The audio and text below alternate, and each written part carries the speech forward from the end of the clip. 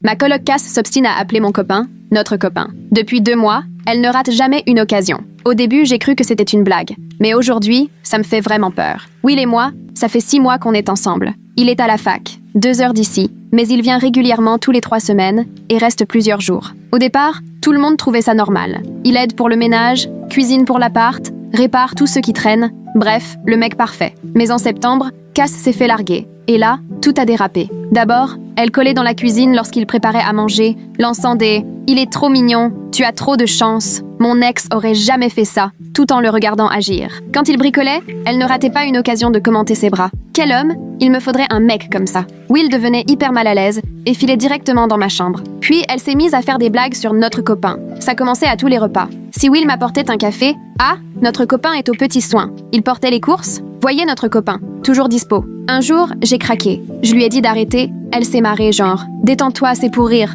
On partage tout, non? » « Non, on partage le frigo, pas mon mec. » Je lui ai répondu cash. Après ça, elle est devenue de plus en plus intrusive. Grâce à l'appli de géologue pour la sécurité, elle savait toujours où on était et débarquait partout. Resto, ciné, même au parc. Impossible de s'en débarrasser. On a fini par fermer la porte à clé parce qu'elle n'hésitait pas à entrer sans prévenir, en lançant « Je viens juste dire bonjour à notre copain ». Pendant une soirée post-partielle, complètement bourrée, j'appelle Will. Cass m'arrache le portable, commence à lui raconter des trucs intimes et lui sort « J'espère que tu assures. Quoi, ça te choque qu'on parle de notre copain entre filles ?» Après ça, Will ne venait plus ou se cachait dans ma chambre, et Cass le guettait derrière la porte. On l'entendait respirer. La semaine dernière, pour nos 6 mois, Will m'a fait la surprise de venir. Jess m'a prévenu par SMS. « Ton copain est là, mais il se passe un truc chelou. » Je débarque en panique et trouve Cass sur mon lit, dans ma lingerie, Will coincé contre le mur, terrifié. Mais c'est quoi ce délire? Elle se lève, guindée, la parure rouge complètement ridicule sur elle. Je montrais juste à notre copain ce qu'il rate quand tu n'es pas là. Je lui hurle de sortir. Elle sourit, tranquille.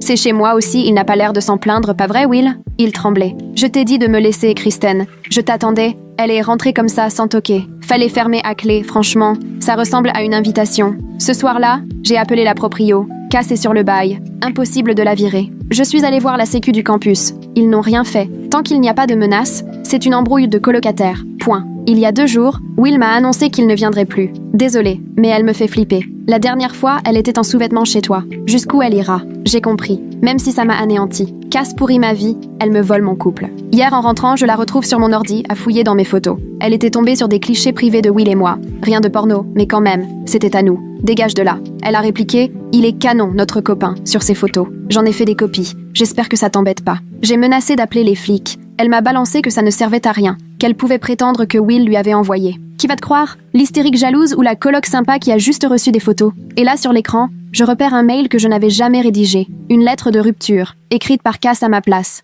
Un vrai message de haine destiné à Will. Pas d'inquiétude, je ne l'ai pas encore envoyé, mais je pourrais. T'aurais pas dû mettre ta date de naissance en mot de passe. Cette nuit-là, j'ai changé tous mes codes et installé un verrou dont moi seule est la clé. Mais au matin, j'ai trouvé un mot sous la porte. Les serrures ne m'arrêtent pas, je vais voir notre copain. Regarde ton téléphone. Elle avait utilisé mon portable, sûrement pendant que je dormais, pour écrire à Will depuis mon numéro. Il faut qu'on parle. Je viens chez toi demain. On a un truc à t'annoncer. K et C. Je n'ai jamais écrit ça. Et Will a répondu. C'est qui c'est? Kristen. Qu'est-ce qui se passe? Panique totale. J'essaie de l'appeler. Il ne décroche pas. Cass a disparu. Plus de voitures sur le parking. Elle a eu le temps d'arriver chez Will à la fac, et maintenant, j'ignore complètement ce qu'elle lui raconte. Je tremble au point de lâcher mon téléphone en essaye désespérément de joindre Will, mais je tombe direct sur sa messagerie. Cass est là-bas, sur son campus, et rien ne bouge sur la géoloc. Elle est juste devant sa résidence. Je suis à bout. Je fais les 100 pas, le cœur serré, la gorge nouée. Qu'est-ce qu'elle lui montre? Qu'est-ce qu'elle invente? Faut-il qu'elle m'enfonce encore avec ses mensonges?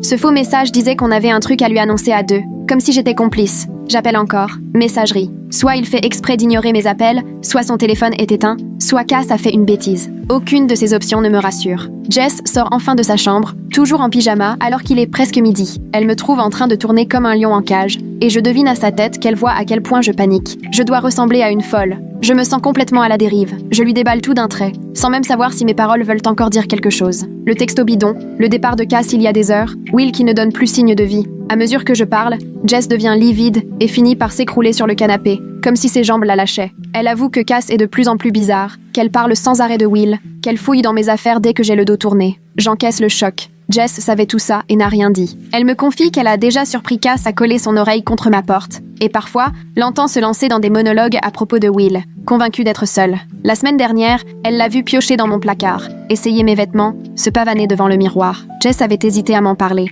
Elle voulait éviter les histoires. Éviter les histoires. Comme si on n'était pas déjà en plein cauchemar. C'est décidé, je fonce à l'université de Will, peu importe les 2 heures de route et l'examen de demain. L'examen, franchement, je m'en fiche. Il faut que je retrouve Will avant que Cass ne fasse encore pire. Jess propose de venir avec moi pour ne pas que je sois seule, et j'en suis tellement soulagée que j'en ai les larmes aux yeux, parce que là, je me sens incapable de prendre le volant toute seule. Je n'arrête pas de trembler. Je doute même de réussir à me concentrer pour conduire. C'est moi qui conduis, me rassure Jess. Toi, essaie encore de joindre Will. Elle file se changer pendant que je réunis mes clés, mon téléphone, mon portefeuille et rien d'autre. Je ne réfléchis même pas à ce qu'on fera en arrivant, je sais juste qu'il faut partir. On est sur la route à peine un quart d'heure plus tard. Jess au volant, moi à rafraîchir frénétiquement l'appli et à tenter, encore et encore, d'appeler Will. Le téléphone de Cass, lui, indique qu'elle ne bouge plus devant la résidence de Will. Ça me noue l'estomac d'angoisse. Elle est entrée dans sa chambre, elle parle au coloc, elle guette dans l'entrée, le poing reste figé sur la carte, implacable. J'essaie encore Will, répondeur. Je lui écris, silence radio. Je zoome, je dézoome, je scrute la carte.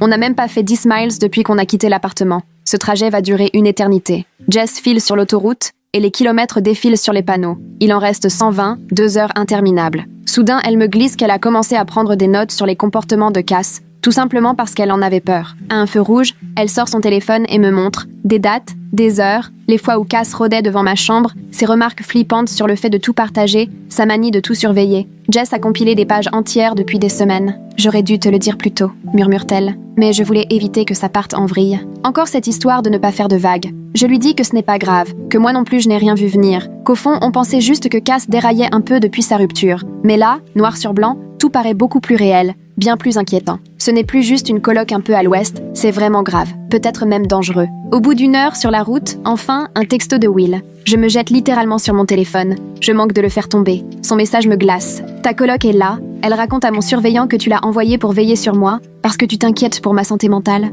C'est complètement barré. Tu es où? Je dois relire 3 fois pour y croire. Cass raconte partout que c'est moi qui suis à l'origine de tout ça. Elle s'appuie sur ce faux message pour appuyer son histoire. Elle joue la copine inquiète, pendant que je passe pour la petite amie collante ou, pire, possessive, qui fait fliquer son mec. Les mains tremblantes, je réponds tout de suite en expliquant que Cass a envoyé ce texto depuis mon téléphone à mon insu, que je roule vers lui en ce moment, que j'ai tout découvert ce matin, que Cass était déjà parti depuis des heures et que j'essaie de le joindre depuis en vain. J'appuie sur envoyer et je fixe l'écran. 3 petites bulles s'affichent. Will est en train d'écrire, puis plus rien, puis ça revient. Enfin, son message, Cass est ultra calme et raisonnable. C'est encore plus flippant que si elle avait l'air tarée. Frisson dans le dos. Bien sûr qu'elle joue les filles posées, Cass est très forte à ce jeu-là. Toujours calme, même quand elle volait mes sous-vêtements, quand elle copiait mes photos, quand elle faisait des trucs complètement tordus. C'est justement ça qui fait peur. Jess propose qu'on s'arrête à la prochaine station-service pour tout consigner, faire des captures d'écran de la localisation de Cass, du faux texto, de toute la chronologie de ces bizarreries. Si jamais ça tourne mal juridiquement, il nous faudra des preuves, dit-elle. J'y aurais même pas pensé, mais elle a raison. On s'arrête, je prends les captures, la localisation de Cass à la fac ce matin, le texto louche à 3 heures, d'anciennes conversations où elle parle de Will comme « notre copain », tout ce qui pourrait servir. Ma galerie en déborde. Jess revient avec 2 cafés et m'aide à tout ranger dans un dossier, bien classé, daté du jour, au cas où. On arrive enfin au campus de Will, juste au moment où le soleil se couche sur un ciel orange et rose magnifique, dont je ne profite même pas. J'ai les mains qui tremblent de nouveau en me garant. Will prévient par texto. Cass est dans la salle commune avec son coloc Théodore, en train de se prendre pour l'ambassadrice officielle de notre couple, venue régler nos soucis. Ambassadrice officielle. Comme si je l'avais missionnée pour ça. Je me sens mal. Jess pose une main réconfortante sur mon bras. Tu es prête? Évidemment que non. Mais on sort quand même. Et on entre dans la résidence. Jess juste derrière moi. La salle commune se trouve à gauche, derrière les grandes portes vitrées. Dès que j'entre, je repère Cass installé sur le canapé, juste à côté d'un gars que je suppose être Théodore. Ils échangent des rires complices. Cass a les cheveux lâchés, un peu de maquillage, un pull sympa. Elle semble parfaitement à l'aise, même plutôt avenante. Théodore s'amuse de ce qu'elle raconte. Mais dès que Cass me voit franchir la porte, son visage se ferme brusquement. Son sourire disparaît pour laisser place à une expression dure, presque cruelle, comme je ne l'ai jamais vue. Elle se lève sans me lâcher des yeux, lentement, comme si elle prenait le temps de me jauger. Théodore ne comprend pas, il sent bien qu'il se passe quelque chose et reste figé. Cass a le regard glacial, la bouche crispée, et n'affiche ni surprise ni peur. On dirait juste qu'elle m'en veut d'être là. Sa voix résonne, aiguë, dans toute la pièce, ce qui attire l'attention de plusieurs étudiants. Certains lèvent la tête, intrigués. Cass se tient droite et prend ce sourire en coin presque cruel. Je suis vraiment ravie que tu sois enfin là, Kristen. Il faudra qu'on discute sérieusement, tous les 3 avec Will, tu ne crois pas? Sa façon d'appuyer sur le « on » laisse entendre qu'il s'est tramé quelque chose entre nous, comme si tout était prémédité. D'autres tournent la tête. Une fille chuchote à sa voisine près de la fenêtre. Je sens la chaleur me monter au visage sous les regards insistants. Il n'y a pas de nous. Tu ferais mieux de partir maintenant. Personne ne t'a invité ici. Ma voix tremble un peu, mais je m'efforce de ne pas fléchir. Cass penche la tête avec ce sourire narquois. Will était ravi de me voir quand je suis arrivée. On a eu une discussion très intéressante à propos de tous tes soucis du moment. Maintenant, il comprend. Elle lance un regard calculé vers Will, tandis que celui-ci rougit et recule, manifestement gêné, presque mal à l'aise. Théodore les observe, complètement largué. Will fait un pas vers moi et s'installe à mes côtés. Cass, je t'ai demandé de partir au moins 6 fois. Tu n'as pas arrêté de répéter que tu t'inquiétais pour Kristen et que tu voulais t'assurer qu'elle allait bien. Tu ne voulais pas partir. Il essaye de garder contenance, mais je sens qu'il craque. Théodore hoche la tête, les bras croisés. Elle est arrivée il y a une petite heure. Je pensais qu'elle était une amie à toi. Elle avait l'air normale, mais à chaque fois qu'on lui demandait de partir, elle éludait ou disait qu'elle avait encore besoin de 5 minutes. Son attitude bienveillante du début a disparu. Il dévisage Cass avec un mélange de méfiance et de surprise. Jess sort son téléphone, le tend à Théodore et fait défiler des captures d'écran tout en expliquant « Cass les suit depuis des mois. Elle utilise leur appli de localisation et débarque partout où ils vont. Elle est même entrée dans la chambre de Kristen sans permission et a envoyé un message bidon depuis son téléphone à 3h du matin. Jess défile les preuves. Captation de textos étranges. Chronologie de tous les moments où Cass s'est incrusté, que ce soit au ciné ou au resto. Les yeux de Théodore s'arrondissent à chaque nouvelle capture. Il recule légèrement, comme s'il la voyait pour la première fois. Cass garde son masque, mais je vois sa mâchoire durcie. Son regard se fait encore plus froid. Mais, franchement, vous exagérez tous. Je voulais juste que Will voie à quel point Kristen passe son temps à se plaindre de lui quand il n'est pas là. Elle n'arrête pas de dire qu'elle préférerait qu'il soit ici plutôt qu'à 2 heures d'ici, qu'il est trop collant. En disant cela, elle le fixe sans ciller. C'est elle qui m'a envoyé ici pour casser avec toi, parce qu'elle a la trouille de le faire elle-même. Sa voix monte dans les aigus à mesure qu'elle prononce ces mots. Will pâlit d'un coup. Je cherche le mail sur mon téléphone, les mains tremblantes. 3 tentatives avant d'ouvrir le bon dossier. Je tends l'écran à Will. Regarde, c'est Cass qui a écrit ça sur mon ordi en se faisant passer pour moi. Jamais je n'aurais écrit ces horreurs. Le mail brouillon déborde d'insultes que je ne pourrais même pas penser. Will lit. Son visage passe du choc à la colère en quelques secondes avant de relever la tête vers Cass. C'est toi qui as écrit ça? Tu t'es assise devant son ordi pour inventer un mail de rupture? Le ton a changé. C'est glacial maintenant. Théodore lit par-dessus son épaule.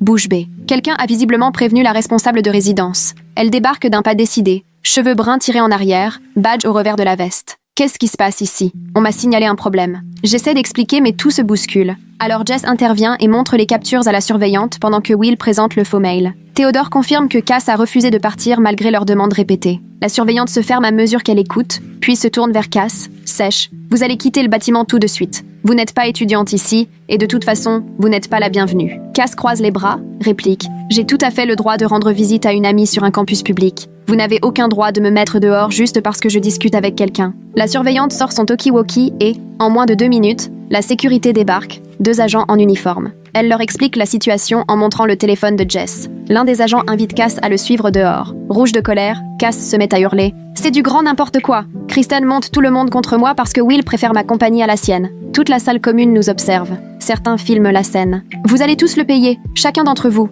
Elle me pointe du doigt alors qu'un agent la conduit vers la sortie. Elle se dégage brutalement mais finit par avancer vers les portes vitrées. T'as tout fichu en l'air, Kristen. Absolument tout. Sa voix résonne encore dans la pièce alors qu'elle disparaît à l'extérieur. On la regarde traverser le parking d'un pas furieux pour grimper dans sa voiture. Un agent surveille de loin qu'elle s'en aille. Elle claque sa portière tellement fort qu'on l'entend jusqu'ici, puis démarre en trombe, pneus crissant sur le bitume. L'agent revient, prend des notes pendant nos témoignages. Will a les mains qui tremblent en racontant comment Cass s'est d'abord comportée comme une amie soucieuse, posant 1000 questions sur ses cours et ses colocataires, puis glissant petit à petit vers des sujets qu'elle n'aurait jamais dû connaître. Ses horaires à la bibliothèque, le nom de son prof de bio, l'heure à laquelle il file d'habitude à la salle de sport. Elle savait absolument tout de ma routine, des détails que Kristen ne lui avait jamais mentionnés, qu'elle n'aurait même pas pu inventer puisqu'on en parle à peine entre nous. J'ai tout de suite compris. Elle devait lire nos messages. Sa voix vacille, éraillée. Le vigile prend des notes à toute vitesse. On finit par remonter dans la chambre de Will. Théodore nous laisse tranquilles. Il part à la bibliothèque. Will s'installe lourdement sur son lit,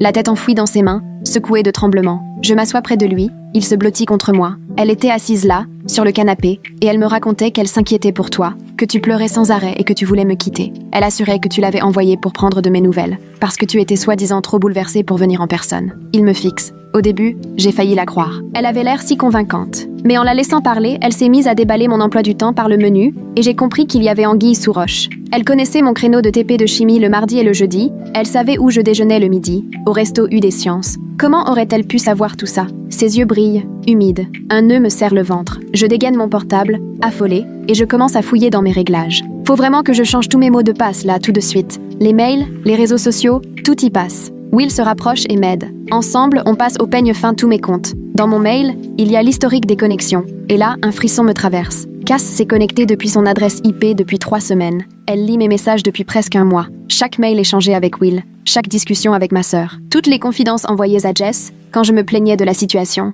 Will continue à creuser, il dépiste encore des traces dans mon espace cloud. Cass y a eu accès aussi. Elle a fouiné dans mes photos privées, celles qui étaient juste pour Will et moi. Elle a fouillé partout. Je murmure, à moitié absente. Je relis l'historique des accès de mon appli mail. Il y a plein de connexions depuis des endroits où je n'ai jamais mis les pieds, à des moments où j'étais soit en cours, soit endormie. Elle fouillait tout, semaine après semaine. Will ouvre mes photos, et on constate la même chose. Elle revient sans cesse sur mes clichés les plus personnels, copiant tout sur son appareil. Mes mains tremblent au point que je manque de lâcher mon téléphone. Will le récupère, reprend les vérifications. On attaque mes réseaux sociaux. Là aussi, elle s'est connectée, feuilletant tous mes échanges privés, qu'ils soient avec des amis ou de la famille. Elle sait tout de ma vie, absolument tout. Chaque conversation, tous les projets, les pensées les plus intimes que je croyais partager avec mes proches. Théodore réapparaît de la bibliothèque et frappe à la porte. Will lui ouvre, il nous dévisage, planté côte à côte sur le lit, entouré d'ordinateurs et de téléphones. On lui montre ce qu'on a découvert et son visage se fige. Il sort son téléphone, prend des photos des historiques et des accès,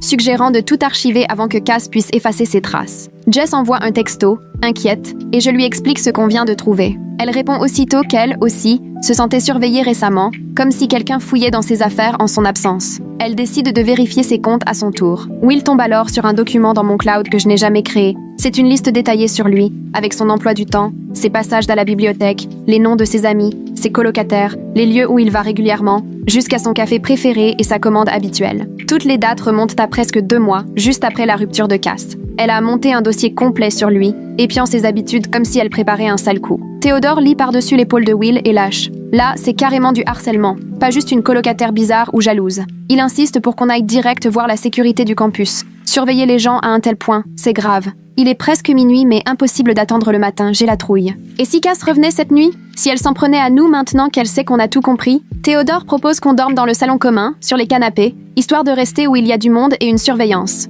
Will accepte tout de suite. Jess nous dit qu'elle file chez sa copine pour la nuit, parce qu'elle ne veut pas rester seule à l'appart. On rassemble toutes nos affaires, téléphone, ordi et preuves à la clé. Théodore nous accompagne à la salle commune où quelques étudiants planchent encore sur leur révision. On se sent un peu plus en sécurité entouré de gens, avec un vigile qui passe régulièrement. Will et moi, on s'enfonce dans un canapé, Jess s'installe sur l'autre. Théodore va chercher des couvertures et des bouteilles d'eau. Personne n'arrive à fermer l'œil. On passe le temps à vérifier encore nos téléphones, à relire tous les éléments de preuve. Finalement, Will finit par se confier sur la peur qui lui ronge le ventre depuis l'histoire de la lingerie. Il explique qu'il ne voulait pas me forcer à choisir entre lui et mon appart, qu'il savait bien que je ne pouvais pas casser mon bail ou partir du jour au lendemain. Mais il ne dort plus, il n'arrive plus à suivre en cours, obsédé par l'idée que Cass puisse débarquer à tout moment chez lui ou le filer sur tout le campus. Il se sent coupable de ne pas avoir osé m'avouer à quel point il était terrorisé, parce qu'il avait peur que je le trouve trop dramatique. Je lui réponds qu'il n'a rien exagéré, que j'aurais dû me rendre compte de la gravité dès le début. On reparle encore et encore de tous les signaux d'alerte qu'on a négligés,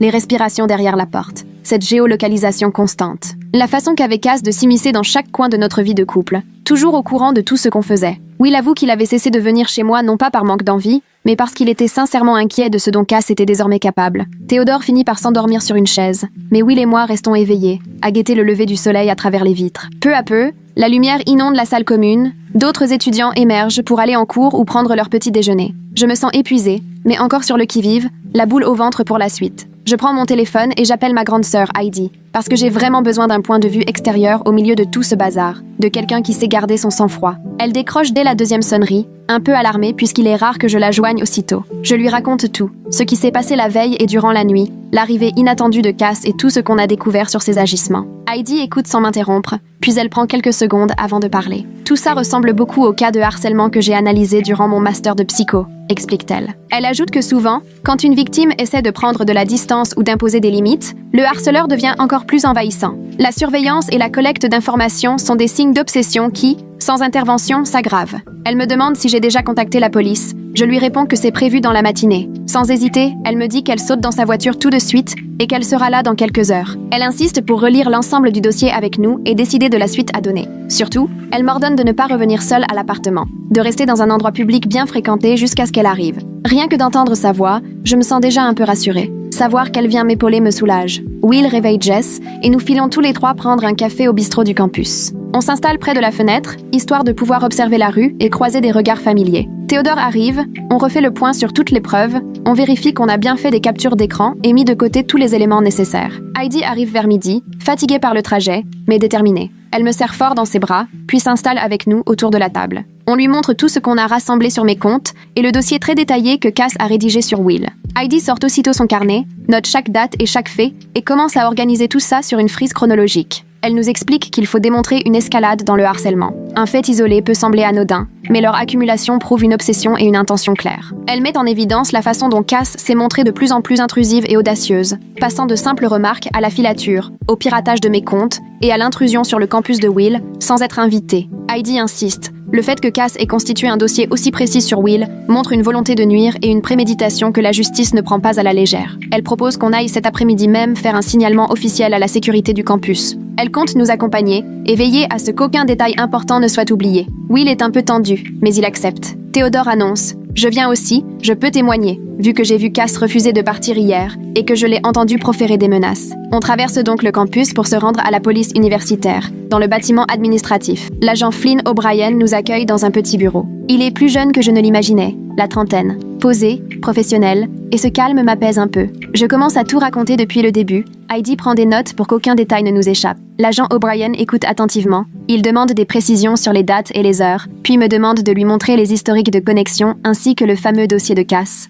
À mesure qu'il examine ce que j'ai sur mon téléphone, son expression devient plus grave. Théodore raconte en détail la soirée de la veille, l'arrivée de Cass, son refus de partir malgré nos demandes répétées. Will explique à quel point il a été angoissé, comment tout cela a bouleversé sa vie. L'agent consigne tout dans un rapport. Quand tout est terminé, il explique qu'un seul incident ne suffira probablement pas pour engager des procédures pénales, mais que le comportement étalé sur 2 mois ouvre la voie à une demande d'ordonnance d'éloignement. Il précise que ce genre de dossier n'est pas simple à monter, mais que les éléments que nous apportons sont solides, notamment les preuves numériques du piratage et le dossier de Cass. Il insiste sur l'importance de tout documenter dorénavant. Chaque message, mail, chaque apparition, et si possible, de prendre des photos, des vidéos. Plus on accumule de preuves que le harcèlement se poursuit, plus le dossier se renforce. Il nous avertit aussi, une ordonnance d'éloignement n'arrête pas toujours quelqu'un d'obsessionnel, et parfois, engager des démarches légales peut empirer la situation. L'agent O'Brien fait des copies de tous nos éléments, promet de se mettre en relation avec la police de mon campus pour coordonner la suite, sachant que Cass et moi sommes sur la même zone.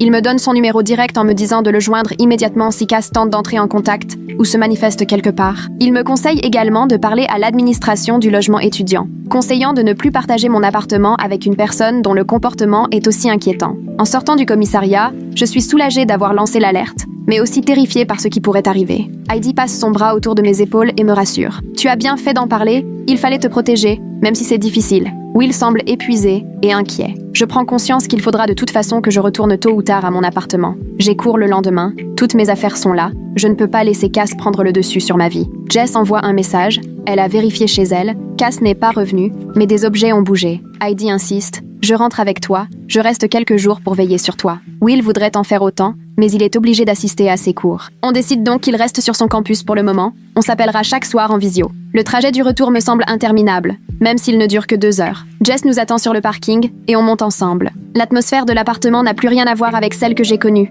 J'ai beau y avoir tous mes repères, je ne me sens plus chez moi. La porte de la chambre de Cass est fermée, mais il y a de la lumière dessous. Elle est donc revenue à un moment donné. Jess remarque plusieurs petits détails dans le salon.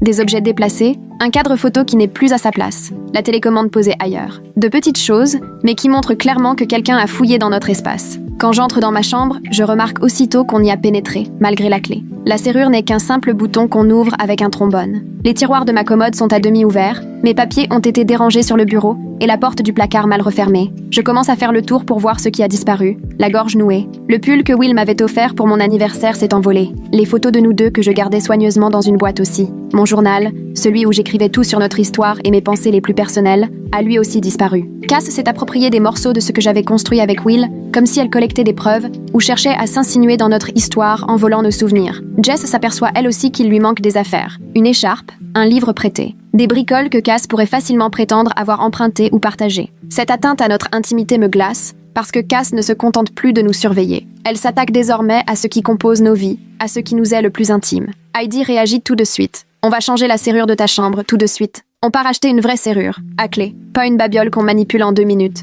Heidi l'installe elle-même pendant que je la regarde, puis elle me confie les 2 seules clés, une pour moi et une que Jess gardera pour les urgences. On paramètre aussi mon téléphone pour qu'il sauvegarde automatiquement toutes mes photos et tous mes messages dans un cloud dont Cass n'a aucune connaissance. Heidi crée le compte avec son adresse mail, comme ça, même si Cass remet la main sur mes appareils, elle ne pourra rien faire. On remplace tous mes mots de passe par des combinaisons impossibles à retenir, que Heidi note soigneusement dans son téléphone. Elle active la double authentification partout. Même si Cass retrouve un mot de passe, il lui manquera toujours les codes envoyés sur mon mobile. Désormais, je dors avec mon téléphone sur la table de nuit, la porte verrouillée, la clé jamais loin de moi. Heidi s'installe sur le canapé dans le salon, Jess dans sa chambre. Autour de minuit, j'entends des pas lourds dans le couloir, juste devant ma porte. Ils s'immobilisent. Soudain, Cass cogne violemment, au point de faire trembler l'encadrement. Elle crie « Tu es ridicule et dramatique !» Elle répète qu'elle a seulement voulu emprunter quelques affaires, que je dois arrêter de jouer la victime. Elle insiste, martèle la poignée, frappe encore. « C'est aussi mon appartement. Tu n'as pas le droit de me barrer l'accès. »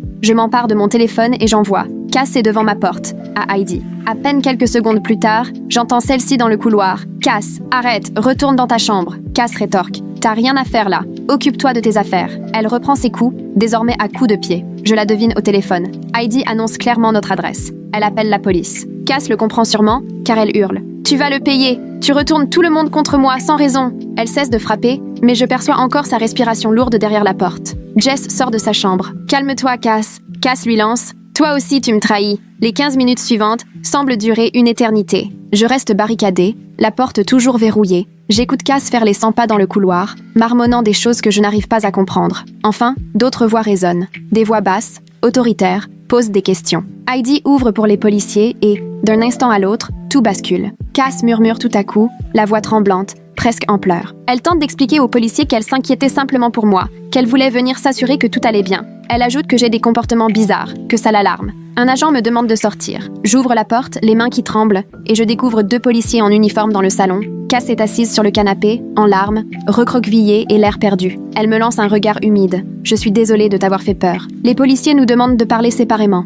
L'un d'eux emmène Cass dans sa chambre, l'autre vient avec Heidi et moi dans ma chambre. Je lui montre tout. Le rapport de police du campus concernant Will, les captures d'écran prouvant que Cass nous suivait à la trace, le faux message qu'elle avait envoyé depuis mon portable, les photos de ma chambre ravagée. Jess arrive aussi et sort son téléphone. Il est rempli de notes, de dates, des heures où Cass a dérapé. L'agent écrit tout dans un calepin. Il parcourt le rapport du campus et acquiesce lentement. Il explique qu'il a vu ce genre de scénario dans des affaires de harcèlement, que le comportement a tendance à s'aggraver, et me conseille vivement de demander une ordonnance restrictive. Il me détaille la procédure, ce que cela implique. L'autre policier revient après son entretien avec Cass, et ils s'isolent dans le couloir. Je les entends discuter à voix basse. Ils reviennent finalement dire à Cass qu'elle doit me laisser en paix. Ils lui adressent un avertissement officiel. Cass incline la tête, affirme qu'elle comprend, puis s'excuse encore. Les policiers repartent, et l'appartement retrouve un calme presque inquiétant. J'entends même ronronner le frigo. Heidi prépare du thé, on se réfugie toutes les 2 dans ma chambre, porte verrouillée. Au loin, la voix de Cass au téléphone filtre à travers les murs trop fins, de plus en plus forte. « Elle essaie de me piquer mon copain », lance-t-elle. Elle monte tout le monde contre moi. Elle invente des trucs pour me tourner dans l'embarras. Le ton monte encore, puis elle s'effondre. Will m'aime, elle est juste jalouse. Je croise le regard de Heidi. Elle secoue la tête, résignée. On ne ferme quasiment pas l'œil de la nuit. Le lendemain, j'ai rendez-vous avec une conseillère du campus qu'Heidi a contactée. Elle s'appelle Violette Sheen et travaille au centre santé étudiante, dans un bureau aux lumières douces et fauteuils moelleux. Je lui raconte tout, sans rien oublier, et elle m'écoute avec bienveillance, sans jamais m'interrompre. Quand je termine, elle me confirme que le comportement de Cass est grave. Elle parle d'attachement excessif, d'érotomanie. Elle m'explique que certaines personnes développent une fixation démesurée sur quelqu'un d'inaccessible, que ce n'est pas de l'amour, mais un besoin de contrôle et d'illusion. Selon elle, les harceleurs se persuadent souvent que leurs cibles partagent leurs sentiments, même face à un rejet évident. Violette m'aide à mettre en place un plan de sécurité, qu'elle consigne sur un formulaire papier. Elle me suggère de varier tous les jours mon itinéraire pour aller en cours, histoire que Cass ne puisse pas facilement me retrouver. Elle me remet une liste de numéros utiles, que ce soit pour la sécurité sur le campus ou pour les urgences, et me conseille d'informer mes professeurs pour qu'ils sachent ce qui se passe. Ensemble, On repère aussi des personnes de confiance à contacter dans les différents bâtiments au cas où j'aurais besoin d'aide. Elle insiste sur le fait que le harcèlement s'intensifie souvent quand la victime essaie enfin de poser des limites. Et elle pense que, depuis que la police est intervenue, Cass risque d'aller encore plus loin. Ça m'angoisse. Mais Violette me rappelle qu'il vaut toujours mieux anticiper. Elle fixe avec moi des rendez-vous chaque semaine et me donne son numéro en cas d'urgence. Tu peux m'appeler à n'importe quelle heure si tu te sens en danger. Après ce rendez-vous, je file au service d'aide juridique du campus rencontrer Michaela Hardin, une avocate qui accompagne gratuitement les étudiants victimes de harcèlement. Elle m'accueille dans une petite salle de réunion, examine minutieusement tous les documents que je lui tends, note les moindres détails, me pose des questions précises sur les dates et les heures. Votre dossier est solide. Vous avez toutes les chances d'obtenir une ordonnance d'éloignement au civil, me dit-elle. Elle précise quand même que la démarche prendra quelques semaines. Il faudra d'abord déposer une demande de mesure provisoire, puis passer en audience devant le juge pour décider si l'ordonnance devient permanente. Michaela m'explique aussi qu'on ne pourra pas faire expulser Cass de l'appartement immédiatement à cause du bail, mais l'ordonnance l'empêchera légalement de me contacter ou de m'approcher. Elle me prévient. Beaucoup de gens bravent ce genre d'interdiction. Il faudra continuer à tout consigner et signaler chaque écart. Elle insiste sur le fait qu'à chaque infraction, on peut engager des poursuites. Michaela m'aide à remplir tous les papiers sur place. Elle m'explique chaque rubrique, relit avec attention pour éviter que rien d'important ne m'échappe. On déposera ça dès demain. Cass recevra l'ordonnance temporaire dans les prochains jours. Le soir venu, Jess débarque dans ma chambre, referme la porte derrière elle. Elle a l'air crevée et inquiète. « Je peux plus vivre ici », elle lâche. Je vais casser mon bail plus tôt que prévu et aller m'installer chez ma copine, hors du campus. Elle se sent mal de me laisser, mais avoue qu'elle ne se sent plus en sécurité avec Cass dans les parages. Je la rassure, je comprends parfaitement, et au fond je suis même soulagée qu'elle s'en aille. Elle n'a pas à supporter à tout ça. Jess ajoute « Je serai toujours là pour toi. On pourra aller prendre un café de temps en temps. S'il faut, je témoignerai à l'audience. » Elle commence à déménager ses affaires le soir même. 3 jours plus tard, j'assiste à un cours quand mon téléphone vibre. C'est Michaela qui m'informe que Cass vient de recevoir l'ordonnance d'éloignement temporaire. Je sens ma gorge se nouer. Je sais que Cass va mal le prendre. La date de l'audience pour acter la mesure définitive est fixée dans 2 semaines. 2 semaines à devoir affronter Cass devant le tribunal, à tout revivre devant un juge. 2 semaines à attendre, à imaginer ce qu'elle pourrait faire. Je quitte mon cours en avance et rentre à l'appartement. Jess est déjà partie, sa chambre est vide. Ne reste plus que Cass et moi, uniquement séparés par quelques cloisons et une cuisine, même si elle n'a plus le droit de m'approcher. Je me barricade dans ma chambre, tente d'étudier, mais impossible de me concentrer. Je ressasse sans cesse l'audience. Je redoute de devoir tout raconter devant le juge, la lingerie, le harcèlement, tout. Mon téléphone vibre à nouveau. C'est Will. Ça va ? Je lui raconte pour l'ordonnance. Il me répond qu'il est fier de moi. J'aimerais être là, mais j'ai des examens que je ne peux pas rater. On passe un appel vidéo le soir même. Voir son visage me fait du bien, mais au fond, la peur ne me quitte pas. 2 semaines, ça paraît interminable. Le lendemain matin, mon réveil sonne au milieu d'une avalanche de notifications. Je sens mon cœur s'accélérer en ouvrant les réseaux sociaux et en voyant que Cass a posté 3 fois depuis la veille au soir. Rien de direct, juste des sous-entendus, des allusions sur les faux amis et ceux qui te plantent un couteau dans le dos quand tu as le plus besoin d'eux. Elle ajoute que certains ne supportent pas la vérité et préfèrent dresser tout le monde contre toi plutôt que se remettre en question. Elle partage une citation sur la loyauté, affirmant que les vrais amis restent soudés, quoi qu'il arrive. Ceux qui nous connaissent voient bien de qui elle parle. J'ai la main qui tremble en lisant les commentaires. Des gens la soutiennent, lui demandant si ça va, lui promettent d'être là pour elle. Elle commence déjà à façonner sa version des faits, où elle est la victime. Je repose mon téléphone, essaie de me préparer pour partir en cours, mais ça tourne en boucle dans ma tête. Cass tord l'histoire pour passer pour la victime. Combien vont la croire avant même d'entendre ma version ? À la pause déjeuner, 3 personnes différentes m'avaient déjà contactée pour savoir ce qui se passe entre elle et moi. Une fille du cours de bio m'a écrit un long message où elle m'explique que Cass lui a dit que j'étais devenue jalouse et possessive par rapport à son amitié avec Will. Une autre connaissance me demande si c'est vrai que j'ai cherché à faire virer Cass sans raison. Quelqu'un d'autre aurait entendu dire que j'avais monté de faux dossiers pour attirer l'attention. J'ai eu la nausée en lisant ces messages. Cass ne perd pas une minute pour répandre ses mensonges et certains les gobent sans hésiter. J'ai passé 1 heure à rédiger des messages,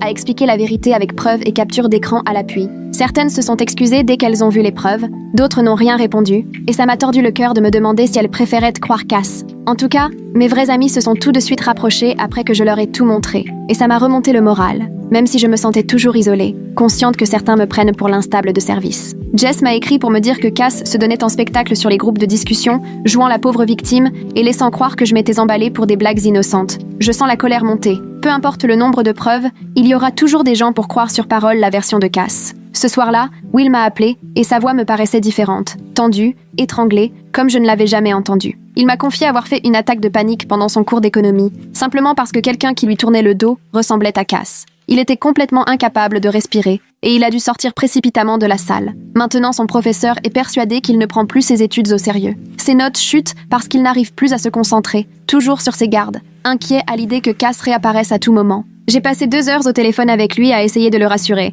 L'ordonnance d'éloignement va changer les choses. Maintenant, elle n'a légalement plus le droit de t'approcher. Mais je percevais dans sa voix une peur persistante. Il m'a confié qu'il inspectait le parking avant de quitter la résidence et changeait de trajet chaque jour pour aller en cours. Il ne dort presque plus, persuadé d'entendre chaque nuit des bruits devant sa porte. La distance qui nous sépare me pèse plus que jamais. On a la sensation de sombrer chacun de notre côté au lieu de se soutenir. Je déteste ce que Cass lui a fait subir, ce qu'elle a fait à notre couple, qui était solide et harmonieux avant qu'elle décide que Will lui appartenait aussi. On s'est fait la promesse de s'appeler tous les soirs, de rester soudés, mais une fois le téléphone raccroché, j'ai fondu en larmes car je ne sais pas combien de temps notre couple tiendra sous autant de pression. Une semaine avant l'audience, je suis rentrée d'un cours l'après-midi et dès le seuil, j'ai senti qu'il y avait un problème. Ma porte n'était pas juste déverrouillée, elle était grande ouverte, alors que je l'avais bien fermée à clé le matin même. Le cœur battant, j'ai découvert ma chambre mise à sac, les tiroirs de la commode tirés, mes vêtements éparpillés partout, le bureau renversé, des papiers au sol, le placard vidé, des cintres qui traînaient. J'ai filé vers mon bureau, remarqué immédiatement que mon chargeur d'ordinateur avait disparu,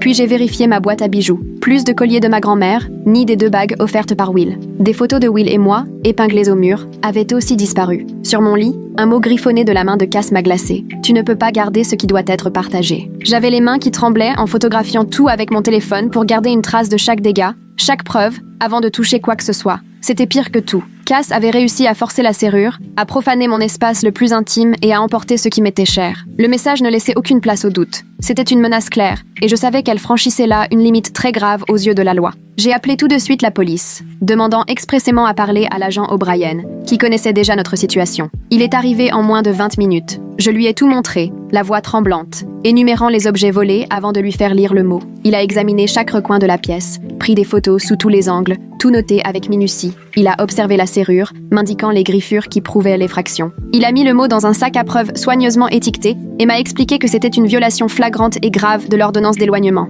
Il m'a demandé si j'avais gardé des photos de mes bijoux. Je lui ai montré sur mon téléphone des clichés où je portais le collier de ma grand-mère. Il a pu relever la marque et le numéro de série du chargeur sur mes factures d'achat. Toute la procédure a duré plus d'1 heure et l'agent O'Brien est resté d'un calme exemplaire, consignant chaque détail pour que rien ne soit oublié. Il m'a précisé que ces infractions, associées au cambriolage, renforçaient grandement mon dossier pour obtenir une ordonnance définitive. Il m'a dit « Là, Cass va avoir de sérieux ennuis avec la justice. On n'est plus sur du civil, mais bien sur du pénal. » L'agent O'Brien est resté chez moi pour attendre le retour de Cass, installé dans le salon, à portée de vue de la porte d'entrée. Vers 18h30, j'ai entendu des clés dans la serrure et j'ai aussitôt senti mon corps se raidir. Cass a fait son entrée, des sacs de course plein les bras, et son visage s'est figé quand elle a croisé le regard de l'agent O'Brien. Il s'est présenté et a lancé « Vous êtes en état d'arrestation pour non-respect de l'ordonnance d'éloignement et pour cambriolage. » Les yeux écarquillés, Cass a tenté de reculer, mais O'Brien a réagi immédiatement et avec beaucoup de professionnalisme. Il lui a demandé de se retourner, de mettre les mains derrière le dos. C'est à cet instant que Cass a complètement craqué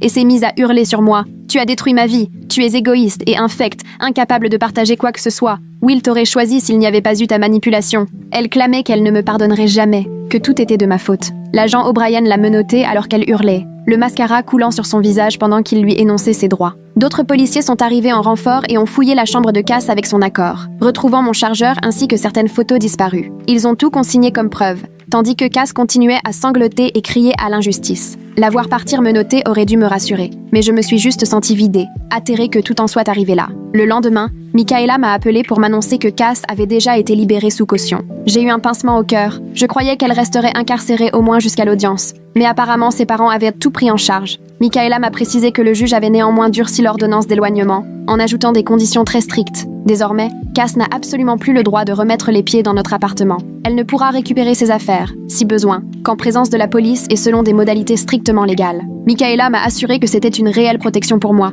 Je n'aurais plus à craindre de croiser Cass ici, sauf avec des agents à ses côtés. Elle m'a prévenu que, puisque Cass est libre sous caution, elle pourrait bien chercher à se venger autrement, que je devais rester sur mes gardes et continuer à tout consigner. Je suis rassurée de savoir que Cass n'a désormais plus le droit, légalement, de revenir ici sans encadrement. Mais j'angoisse aussi à l'idée qu'elle ne s'arrêtera peut-être pas là. Ce genre de personnes, une fois qu'elles ont enfreint une ordonnance, récidivent souvent, et Cass a déjà prouvé qu'elle se fiche complètement des conséquences quand elle veut obtenir ce qu'elle veut. Le lendemain matin, je me rends dans le bureau de Roger Bartlett, mon propriétaire, pour discuter de ce que je peux faire. C'est un homme d'un certain âge au regard chaleureux qui m'écoute avec attention pendant que je lui raconte toute l'histoire. Je lui montre les rapports de police, l'ordonnance d'éloignement et les photos de ma chambre en désordre. Secouant la tête, il reconnaît qu'il n'imaginait pas l'ampleur de la situation. Je lui demande s'il existe un moyen de mettre un terme à mon bail plus tôt que prévu ou d'exclure définitivement Cass de l'appartement. Roger relit scrupuleusement le contrat et m'explique qu'en principe, une rupture anticipée du bail suppose 2 mois de loyer à régler, mais vu les circonstances, les suites judiciaires et l'ordonnance, il accepte de faire une exception. Il me dit qu'il peut me libérer du bail sans aucun frais, puisqu'il s'agit de ma sécurité et de faits graves. Il s'engage aussi à retirer le nom de Cass du bail, puisqu'elle n'a plus le droit d'être là. Je sens un immense soulagement m'envahir. Les larmes me montent aux yeux. Cela veut dire que je peux vraiment partir et trouver un endroit où je serai en sécurité. Roger se montre incroyablement compréhensif et bienveillant. Il me confie qu'il a lui-même une fille à la fac et qu'il espérerait qu'on l'aide si elle traversait une épreuve pareille. Il me donne 30 jours pour déménager et s'occupe de toutes les démarches administratives. Ce même après-midi, j'appelle ma sœur Heidi et lui raconte la bonne nouvelle. Elle me répond aussitôt qu'elle viendra m'aider à chercher un appartement le week-end qui vient. Dès samedi, nous arpentons les quartiers autour du campus, visitant plusieurs logements. La plupart sont hors de prix pour moi toute seule, alors qu'avant, on répartissait le loyer à 3. Heidi déniche finalement un petit studio immédiatement disponible, à peine à 1/4 d'heure du campus. Il est minuscule, une seule pièce avec une salle de bain et un coin cuisine. Mais l'accès est sécurisé par un badge et les serrures sont solides. Le loyer est presque le double de ce que je payais avant, ce qui me plonge dans la panique.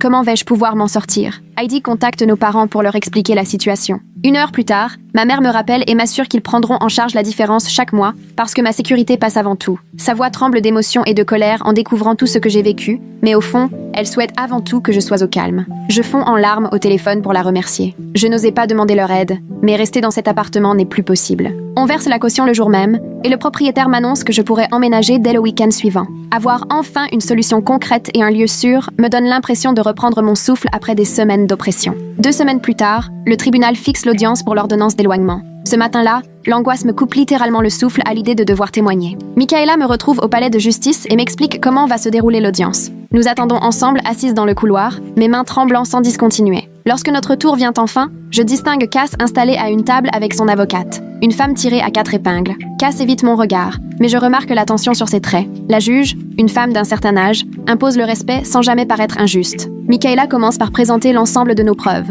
Elle reconstitue la chronologie des faits à l'aide de photos, de messages, de rapports et de témoignages circonstanciés. À mon tour, je dois m'exprimer et revenir sur tous les épisodes. L'incident avec la lingerie, la chambre retournée, le faux message envoyé depuis mon portable. Ma voix tremble par moments, mais je parviens à répondre précisément aux questions. L'avocate de Cass tente de minimiser les faits en présentant Cass comme une amie trop inquiète dépassée par la situation. Elle sous-entend que j'ai exagéré des disputes banales entre colocataires et que la fragilité psychologique de Cass la transforme aussi en victime. Mais les preuves parlent d'elles-mêmes. Entre les procès-verbaux détaillés et la logique implacable de la situation, tout s'aligne. L'agent O'Brien relate l'effraction et l'arrestation, un témoignage qui pèse lourd. La juge parcourt le dossier avec beaucoup de sérieux, pose des questions pointues auxquelles l'avocate de Cass peine à répondre, puis s'appuie dans son fauteuil, relit une dernière fois les documents et finit par relever la tête. Son regard oscille entre Cass et moi. Puis elle annonce très simplement qu'au vu de la gravité des événements, intervention policière, violation répétée de mes limites, elle ordonne une mesure d'éloignement définitive valable 3 ans. Cass devra rester à plus de 150 mètres de moi, éviter Will, nos 2 campus ainsi que tout endroit où elle sait pouvoir nous croiser. La juge précise qu'au moindre écart, Cass risque une arrestation immédiate et des poursuites. Pour la première fois depuis des semaines, je sens la tension retomber, comme si j'étais restée sous l'eau en apnée et que je pouvais enfin remonter respirer. Mais quand mon regard croise celui de Cass, je suis glacée. Elle me fixe avec une hostilité glaciale, sans détourner les yeux, même alors que la juge continue de parler. On dirait qu'elle tente de graver mon visage dans sa mémoire ou de me transmettre un message silencieux. Je suis soulagée par la décision, mais son expression me fait comprendre qu'à ses yeux, rien n'est réglé. Michaela pose doucement sa main sur mon bras et me souffle qu'on ferait mieux de sortir discrètement pour éviter toute confrontation dans le couloir. Nous ramassons nos affaires et quittons la salle, Cass demeurant assise auprès de son avocate. Je l'entends maugréer quelque chose de vindicatif, mais je ne saisis pas ses mots. Le week-end suivant, Heidi arrive aux aurores, camion rempli de cartons et de produits ménagers. Jess nous retrouve dans mon studio avec sa copine, et Will fait le déplacement exprès pour m'épauler. Il nous faudra bien la journée pour vider mon ancien appart. Cass n'est pas là, ce qui est un vrai soulagement, mais je constate que quelqu'un est repassé dans ma chambre. Certains objets ont bougé, il manque de petites choses, une pince à cheveux, une photo prise sur mon bureau. Je n'ai plus la force de m'en inquiéter, je veux juste partir. On charge le camion et la voiture d'Heidi, il nous faut 2 allers-retours pour tout transporter. Le nouveau studio paraît minuscule, mais c'est enfin chez moi, Et surtout, c'est la tranquillité retrouvée. La cuisine se limite à un petit plan de travail, un frigo minuscule et 2 plaques électriques. La salle de bain est tellement exiguë que je peux toucher les 2 murs en tendant les bras, mais au moins les portes et les fenêtres sont bien sécurisées. Pour entrer dans l'immeuble, il faut une carte. Et le propriétaire a rajouté un verrou de sécurité, ainsi qu'une chaîne, comme je le lui avais demandé. Une fois le dernier carton déballé et mon lit installé, je m'assois par terre et je prends enfin le temps de souffler. Will vient s'asseoir près de moi et passe son bras autour de mes épaules. C'est la première fois depuis des mois que j'ai l'impression de pouvoir respirer à plein poumon, sans cette peur constante que quelqu'un débarque sans prévenir. Avoir enfin un espace à moi, avec des serrures dont je suis la seule à avoir la clé, c'est la première fois depuis le début de cette histoire que je me sens en sécurité.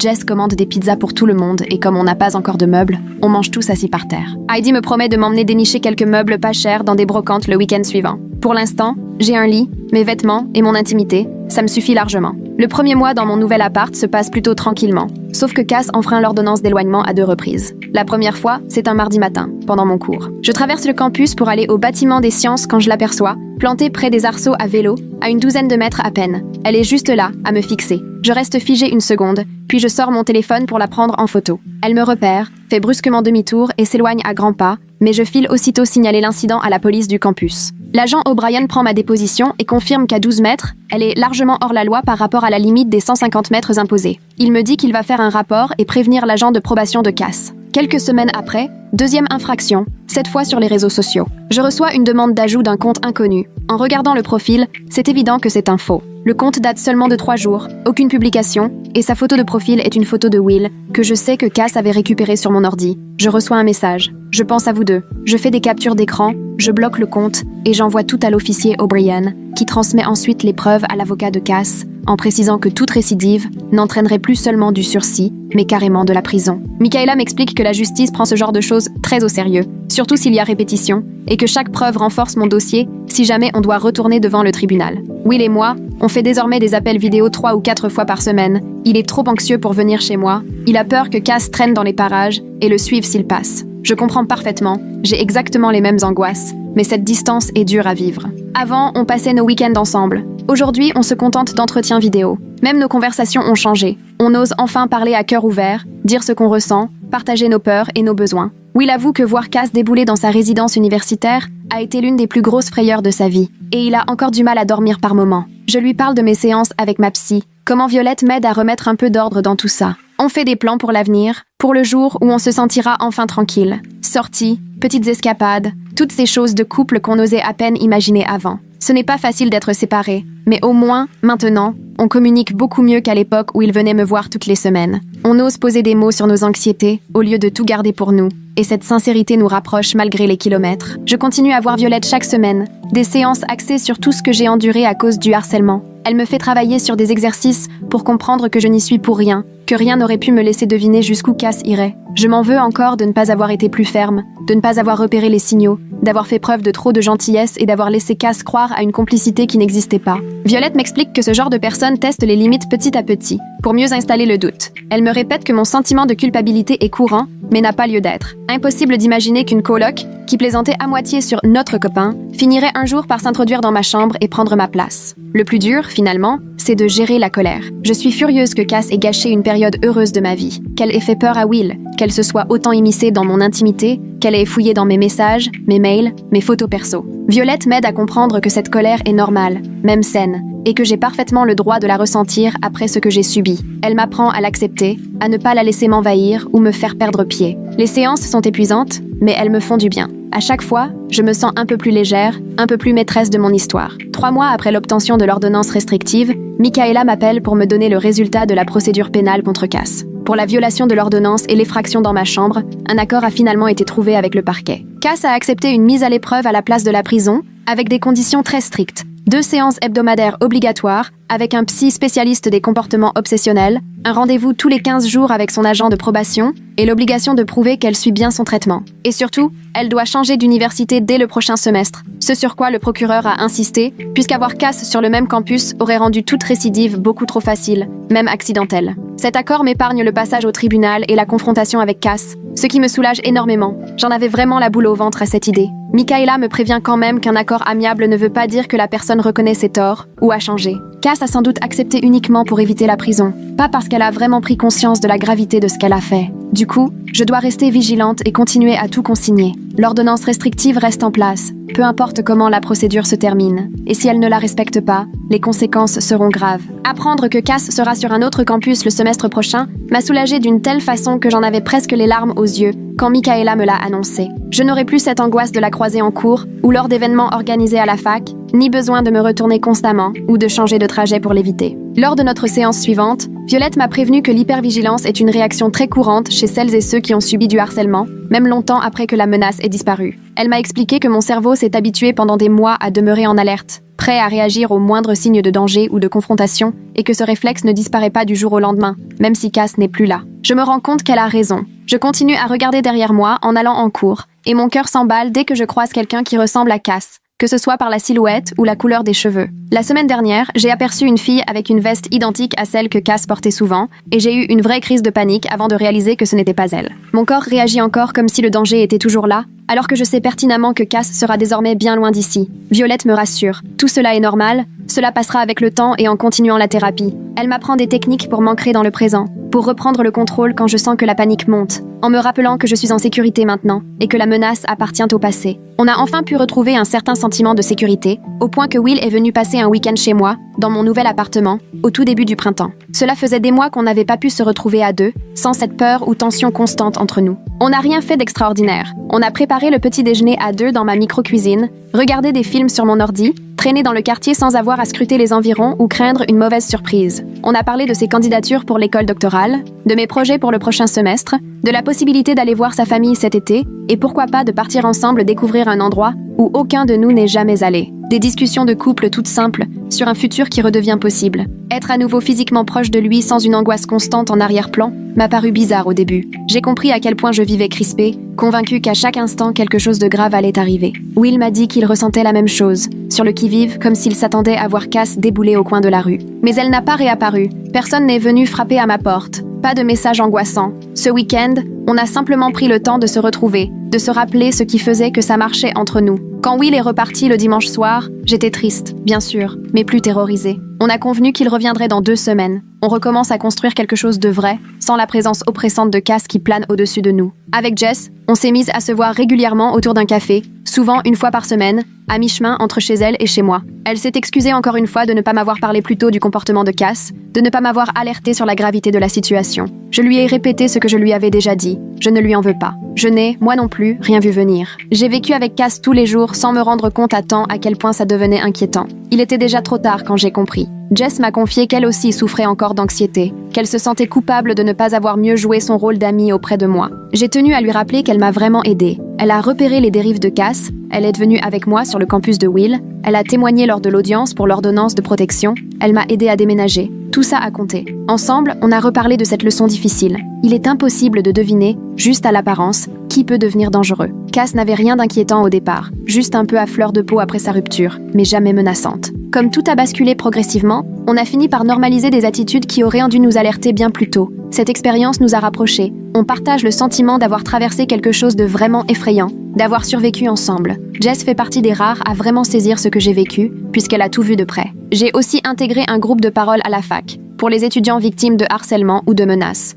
On se retrouve toutes les 2 semaines dans une petite salle du centre d'écoute. On n'est jamais bien nombreux, 6 ou 7, surtout des filles. Mais il y a aussi quelques garçons. Entendre les récits des autres me fait me sentir moins isolée dans cette épreuve. Beaucoup racontent que leur harceleur paraissait tout à fait normal au départ. L'une parle de son ex, visiblement affecté par leur rupture mais apparemment résigné, qui s'est ensuite mise à la suivre partout. Un gars évoque une camarade de classe qu'il connaissait à peine, mais qui s'est faite une fixette sur lui après un projet de groupe. Leur problème, c'est cette montée en puissance insidieuse qui les a fait douter d'eux-mêmes. Ils se demandaient s'ils n'exagérèrent pas, s'ils n'étaient pas juste devenus parano. Ils ont tenté de rester gentils, de ne pas tirer de conclusions trop hâtives. Au final, ce sentiment de culpabilité, cette « j'aurais dû voir plus tôt » ou « j'aurais dû mettre des limites dès le début », tout le monde le connaît ici. L'animatrice nous rappelle à chaque séance que les harceleurs sont généralement très doués pour tester les limites de manière subtile, jusqu'à ce que leurs victimes doutent de leur propre perception. Remarquer les signes une fois que tout est fini, ce n'est pas un échec, c'est une étape sur le chemin de la reconstruction. Écouter les autres parler de ce qu'ils vivent et de comment ils se reconstruisent me rassure. Je me dis que moi aussi, un jour, la peur finira par disparaître, que l'hypervigilance deviendra juste un souvenir, au lieu d'une angoisse qui m'accompagne au quotidien. Depuis quelque temps, j'ai retrouvé le rythme. Je rends mes devoirs à l'heure et je prends le temps de les relire avant de les rendre. parce que la peur que Cass fouille mes mails ou surveille où je suis ne me distrait plus. Ma prof de bio a accepté mes rapports de labo en retard, sans sanction, dès que je lui ai expliqué la situation en début de semestre, et j'ai réussi à relever ma note, passant de C à B pour la semaine des partiels. Le partiel de chimie, celui que je pensais avoir complètement raté, est finalement revenu avec une note correcte, et ma responsable pédagogique m'a confirmé que j'étais sur la bonne voie pour décrocher mon diplôme. Je peux enfin m'installer à la bibliothèque, tranquille, sans jeter des coups d'œil anxieux vers la porte, ou vérifier mon téléphone toutes les 5 minutes, de peur que Cass ait réussi à contourner mes nouveaux réglages de sécurité. Mes mains ne tremblent plus quand j'ouvre mon ordi, et j'ai arrêté de faire ces cauchemars où elle débarquait dans ma chambre, habillée avec mes vêtements. 3 semaines avant notre anniversaire, Will me fait la surprise de réserver un hôtel dans une ville qu'on ne connaissait pas tous les deux, à 4 heures d'ici, un endroit où personne ne nous connaît et où Cass ne risquait pas de ressurgir. On y est allé un vendredi après-midi, fenêtres ouvertes, musique à fond, et pour la première fois depuis des mois, j'ai eu l'impression d'être une étudiante comme les autres, qui part en week-end avec son copain. La chambre donnait sur le centre-ville. On a passé la soirée à flâner, à regarder les vitrines et choisir où manger, sans que j'aie besoin de vérifier constamment derrière moi. On a dîné dans un petit italien. Le serveur ne m'a posé aucune question sur mon portable face cachée sur la table, ou sur le fait que je me raidissais dès que quelqu'un approchait. Ce soir-là, à l'hôtel, Will m'a prise dans ses bras, on a parlé de ce qu'on avait failli perdre, de la façon dont Cass a presque réussi à détruire ce qu'on avait construit. Il m'a dit qu'il était fier de moi, que j'ai obtenu la mesure de protection, que j'ai déménagé, que je ne me sois pas laissé démonter même quand ça semblait insurmontable. Je lui ai avoué que je regrettais qu'il ait eu à traverser ça, qu'il ait été entraîné dans l'obsession de mon ex-colocataire, qu'il ait parfois eu peur chez lui. On s'est promis de ne plus laisser la peur guider nos vies, qu'on avait totalement confiance en la force de notre histoire, quoi qu'il arrive. Un jour, alors que je fais la queue au café du campus, j'entends 2 filles parler d'une étudiante arrêtée pour harcèlement le semestre passé et, l'espace d'un instant, j'ai l'estomac noué avant de réaliser qu'elle ne parlait pas de mon histoire. Quelques jours plus tard, Jess m'envoie un message. Elle a appris par une amie commune que Cass suit désormais une thérapie 2 fois par semaine dans le cadre de sa probation et qu'elle s'est inscrite dans une autre fac, à 3 heures d'ici, pour le semestre de printemps. Cette nouvelle me laisse un sentiment étrange, presque soulagée qu'elle se fasse aider, mais avec l'inquiétude persistante qu'une thérapie ne suffise pas à régler ce qui l'a rendue obsédée par Will à la base. Je reste prudente malgré tout. Je garde ma localisation coupée, sauf pour quelques proches de confiance, et je vérifie chaque soir que ma porte est bien verrouillée. En séance, Violette me rappelle que je ne suis pas responsable de la guérison de Cass, que j'ai le droit d'espérer qu'elle aille mieux, tout en continuant à me protéger et à fixer des limites claires. Un mardi, Heidi m'appelle, la voix pleine d'émotion et de fierté, pour m'annoncer qu'elle a terminé ses études de psycho et qu'elle a été acceptée dans un master spécialisé en thérapie des traumatismes. Elle m'explique que m'avoir accompagnée face au harcèlement l'a décidée à aider ceux qui, comme moi, ont vu leur sécurité et leur confiance voler en éclats, que de me voir faire front face à la justice,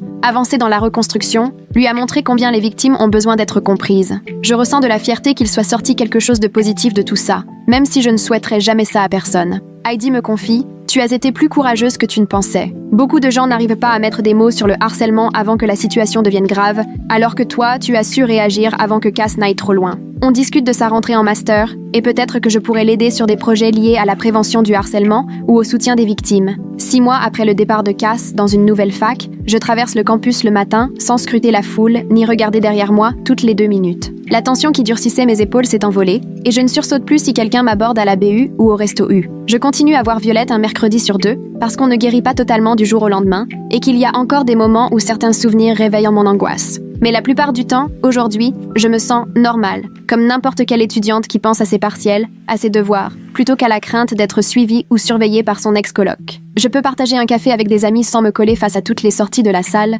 et je n'ai plus besoin de garder la trace de chaque message, au cas où. Un jour, Will m'appelle, et dans le hall du centre étudiant, j'ai littéralement poussé un cri de joie. Il a été accepté dans un master qui se trouve à seulement 30 minutes de mon université. Ça veut dire qu'il va se rapprocher, qu'on pourra vraiment se voir plus souvent, sans ces 2 heures de route qui nous séparaient chaque fois. Le soir même, on se fait un appel vidéo, on parle de nos recherches d'appart et du drôle de sentiment que ce sera de se voir plusieurs fois par semaine, au lieu d'une fois de temps en temps. Il me dit: j'ai hâte qu'on puisse construire quelque chose tous les deux, sans que ce soit défini par ce qui s'est passé avec Cass, juste une vie normale, à 2. Je lui réponds que j'ai envie de lui préparer le dîner dans mon appart, sans craindre qu'on nous surprenne, de sortir se promener main dans la main sans surveiller qui nous suit, de profiter simplement de notre histoire, sans que le passé ne vienne assombrir chaque instant. Avec le temps, je me rends compte à quel point j'ai évolué depuis ce premier jour où j'ai pris à la légère la remarque de Cass disant que Will était notre petit copain, pensant que ce n'était qu'une plaisanterie sans importance. J'ai compris qu'être bienveillante et accommodante ne signifiait pas devoir accepter ce qui me met mal à l'aise, que poser des limites n'a rien de méchant ni d'excessif, c'est au contraire indispensable pour me sentir en sécurité. J'ai dû apprendre à me défendre, même lorsque la sécurité du campus balayait mes inquiétudes,